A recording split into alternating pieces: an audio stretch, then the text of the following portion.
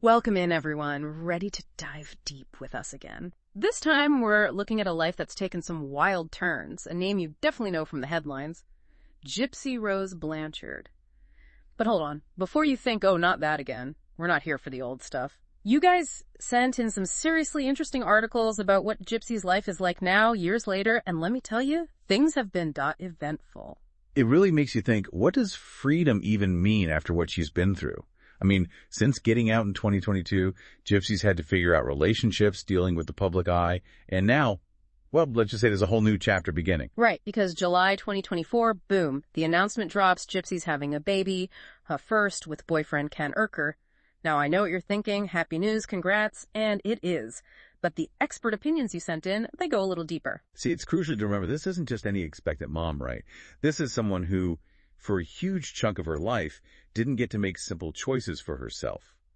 So the professionals bringing up concerns, they're not trying to be judgmental. They're saying that timing here, mere months post-divorce, with her history, is worth paying attention to.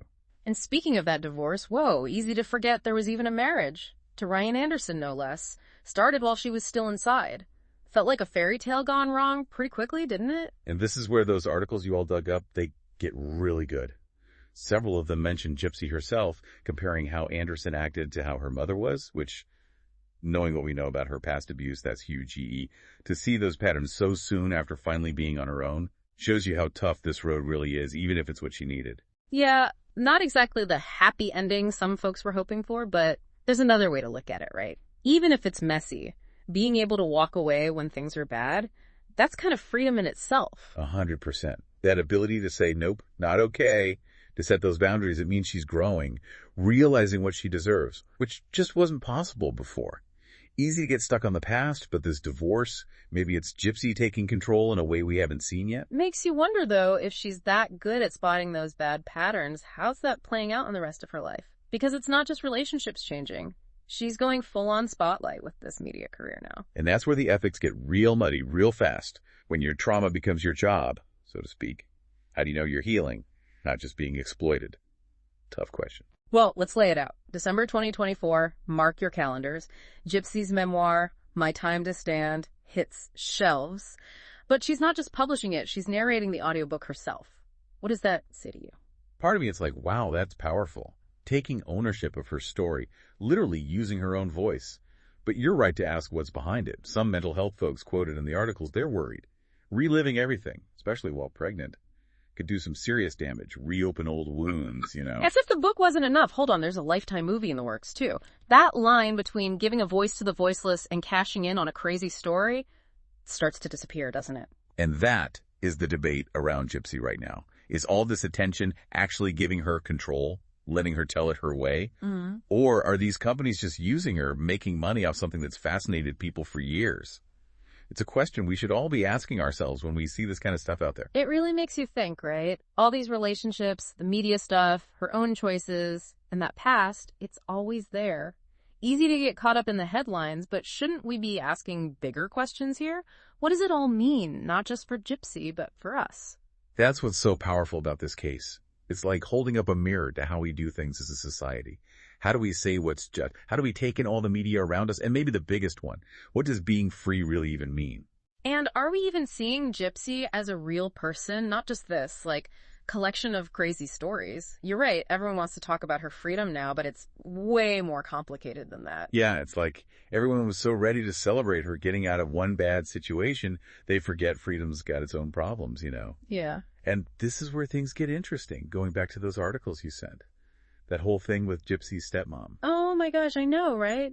When I read that part, I was floored. It was her stepmother who put her back in touch with Ken Urker. Throws a whole new wrench in things, doesn't it? For sure. Blows that whole simple story out of the water. The good versus bad, victim and all that. Makes you realize, even in families that are messed up, there's connections that are hard to explain. And it makes you wonder about influence, how strong it is. Even now, Gypsy's calling the shots in her life, at least it seems like it, but could those old ways of relating to people still be affecting her choices? Maybe in ways we don't even realize. Worth thinking about. After all, how much of who we are as adults comes from that stuff we saw growing up, those family patterns, even if they're unhealthy? And how do you ever really break free from that even when you think you're making your own decisions.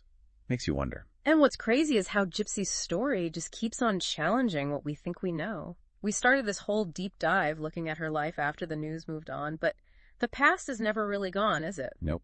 It's always there, shaping how we see things now, how we understand them. Good reminder that even a story that seems clear-cut, there's usually a lot more going on beneath the surface. Makes you realize we've only just scratched the surface here, haven't we? Right. We hit some big moments, looked at those articles you sent, all those different takes. But to really get it, you got to go deeper, see Gypsy's whole story. And that's what I love about these deep dives. It's like, yeah, we get a taste of something, but then it's up to us to keep digging, to get past those first reactions we all have. Especially with a case that gets people riled up like this. Easy to get stuck on the headlines, make up your mind before you've heard the half of it. But, like we saw today, the truth is usually way more complicated. Exactly. So, to everyone listening, if this got you thinking, if you're looking at Gypsy Rose Blanchard a little differently now, go check out those articles yourself. We'll link them in the show notes, make it easy for you. And while you're reading, keep what we talked about in mind. Think critically, don't fall for easy answers, and remember, the past, it sticks around even when someone's supposedly free. Couldn't have said it better myself. That's what it's all about. We're not here to tell you what to think, just to give you the info, the tools, so you can figure it out on your own. And keep those conversations going long after the episode's over. Absolutely. So until next time, stay curious, friends, and we'll be back soon to take another deep dive into a world you only thought you knew.